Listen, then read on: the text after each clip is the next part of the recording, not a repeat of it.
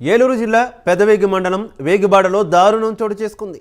భార్య సరిగా కాపురానికి రావడం లేదన్న కోపంతో భర్త పఠాన్ కత్తితో విచక్షణారహితంగా నలుగురిపై దాడి చేశాడు.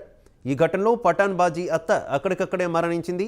తీవ్రంగా గాయపడిన ముగ్గురిని పోలీసులు చికిత్స నిమిత్తం ఆసుపత్రికి తరలించారు. భార్య సగీరా మరో వ్యక్తితో అక్రమ సంబంధం పెట్టుకుని కాపురానికి రావడం లేదన్న కోపంతోనే భర్త పఠాన్ బాజీ ఈ దారుణానికి ఒడిగట్టాడని తెలిసింది. భార్య సగీరా ఆమెతో ఉంటున్న మరో వ్యక్తి పరిస్థితి విషమంగా ఉందని వైద్యులు చెబుతున్నారు.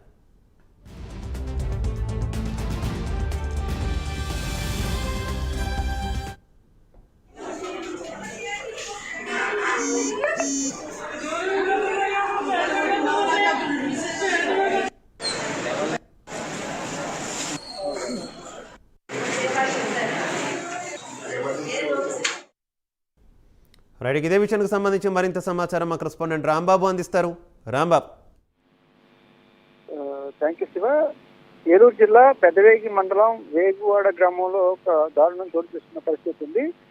కొంతకాలంగా ఈ వేగువాడ గ్రామంలో ఒక కుటుంబంలో పఠాన్ బాజీ అదే రకంగా అతని భార్య సగీరాల మధ్య కొంతకాలంగా కూడా కుటుంబ తగాదాలు చోటు చేసుకున్నాయి. గత కొద్ది కాలంగా వీళ్ళిద్దరి మధ్యన కూడా సరిగ్గా సత్సంబంధాలు లేవు. అయితే ఈ నేపథ్యంలో ఎవరైతే పఠాన్ బాజీ తన భార్య వేరొక వ్యక్తితో అక్రమ సంబంధం వల్లే తనతో అలా సరిగా ప్రవర్తించడం లేదంటూ తనతో మాట్లాడటం లేదంటూ కూడా అతను భార్య మీద కక్ష పెంచుకోవడం జరిగింది. అదే రకంగా అత్తగారింటికి వెళ్ళిన తర్వాత అక్కడ ఉన్న భార్య సగీరా అదే రకంగా సగీరాతో పాటు మొదటగా కత్తితో దాడి చేశాడు. తర్వాత అడ్డు వచ్చిన అత్తగారిపై కూడా దాడి చేశాడు. అదే రకంగా ఎవరైతే తన భార్యతో సన్నిహితంగా ఉంటున్నాడనే వ్యక్తి ఉన్నాడో అతనిపైతో పాటు మరొక మహిళ ఉంది, ఆమెపై కూడా దాడి చేశాడు. కత్తి తీసుకుని మొత్తం నలుగురిపై తీవ్రంగా విశేషణాత్మకంగా దాడి చేయడంతో నలుగురు కూడా తీవ్ర గాయాలు పాలయ్యారు. అక్కడ తీవ్ర గాయాలు పాలైన ఎవరైతే పఠాన్ బాజీ అత్త సగీరా తల్లి అక్కడక్కడే మృతి చెందింది. మిగతా ముగ్గురిని కూడా ఏలూరు ప్రభుత్వ ఆసుపత్రికి తరలించడం జరిగింది. ముగ్గురికి కూడా ప్రభుత్వ ఆసుపత్రి వైద్యులు చికిత్స అయితే చేస్తున్నారు. అయితే ఎవరైతే భార్య సగీర ఉందో సగీరతో సన్నిహితంగా ఉన్న వ్యక్తి అవుతున్నారో అతనికి కూడా తీవ్ర గాయాలు అయినట్టుగా అతని పరిస్థితి కూడా కాస్త విషమంగా ఉన్నట్టుగా కూడా వైద్యులు అయితే చెప్తున్నారు. మొత్తం మీద ఈ పఠాన్ బాజీ ఒక కత్తితో విశేషణాత్మకంగా దాడి చేయడంతో ఒక మహిళ ఎవరైతే బాజీ అత్త చనిపోవడంతో పాటు అతని భార్య అనుమానిస్తున్న వ్యక్తి మరొక మహిళ కూడా తీవ్ర గాయాలైన వీరు ముగ్గురు కూడా ఏలూరు ప్రభుత్వ ఆసుపత్రిలో అయితే చికిత్స పొందుతున్నారు.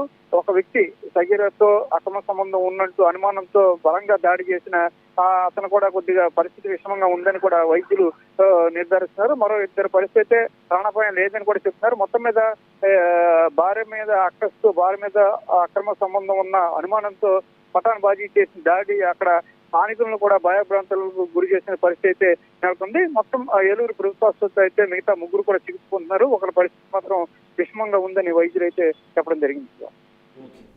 Okay, thank you Rambabu.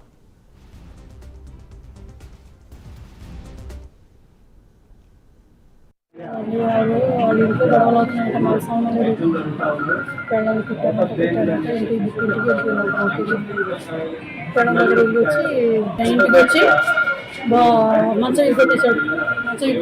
తలుపులేంటి ఇప్పొట్టేశాడు అంట. రాత్రి మేము వెళ్ళి తెల్లారి ఏం చేయాలంటే మేము గుళ్ళాన్ని వెళ్తుంటే గుళ్ళి అన్నం తిరిగి వచ్చి కూర్చున్న మా ఇళ్ళ కాడ కూర్చుంటే అటు నుంచి వచ్చి మా అమ్మాయికి కోసేసాడు. కోసేసి మా అమ్మాయి దాక్కున్నాక కూతురుగా మా మనవల దగ్గర వచ్చి ఇక్కడ కూర్చాడు. కూర్చి బొరలేసేసి ఇక్కడ కూర్చాడు. ఇదంతా అండి జరిగింది. వాళ్ళు మాకు దెబ్బలాటలేదు. ఇదంటే కుర్రోడు మా బామ్మర్ది సొంత బామ్మర్ది అయితే ఆ కుర్రోడు పెళ్లి చేసుకున్నాడు. పరిచయపుడు పెళ్లి చేసుకొని ముగ్గురు పిల్లలండి. ఆ కుర్రోడికి ముగ్గురు పిల్లలు అయితే బాగానే ఉన్నాడు.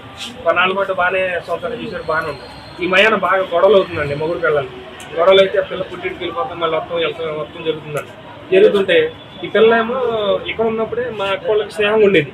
మరి ఆ విషయం ఈ కుర్రోడికి తెలుసు, స్నేహం ఉండేది. ఈ పిల్ల వెళ్ళిపోయిన తర్వాత ఒకసారి ఫోన్లో మాట్లాడుకున్నారంట. ఈ పిల్లను మా మేనగోళ్ళు వీళ్ళిద్దరు స్నేహం ఉండేవాళ్ళండి. మా ఇంటికాడ కదా, సొంత వాళ్ళు కదా అని స్నేహంగా ఉన్నారు. ఫోన్ మాట్లాడుతుంటే వచ్చి మొదలిచ్చారంట, నువ్వు ఫోన్ మాట్లాడద్దు, ఫోన్ మాట్లాడుతూ ఊరుకున్నారంటే మన వ్యక్తి ఈరోజుతో వాళ్ళు మానేశారని చెప్తున్నారు, ఫోన్ మాట్లాడలేదని. అయితే ఈరోజు ఏం జరిగిందంటే మధ్యాహ్నం 3 దాటిందిలేండి, 3:30 అయింది. అప్పుడు నేను కోరి పని చేస్తానండి, రాయి పని చేస్తున్నాను. ఒక టాటర్ వస్తే లోడ్ చేస్తున్నాను. ఫోన్ చేసి మీ అక్కగారికి మీ మేనకోళ్ళు పొడిచేసారని ఫోన్ చేశారండి. ఎందుకంటే ఏం చెప్పలేదండి. వచ్చేసరికి మా అక్కనే ఇక్కడ కోసాడండి. మా మేనకోళ్ళకి అయితే వెనకాల ఈపు మీద కోసాడండి. కోసేసి పరిగెట్టించారంట. ఎవరో ఆ కుర్రాడికి ఆపలేకపోయారు. ఎందుకంటే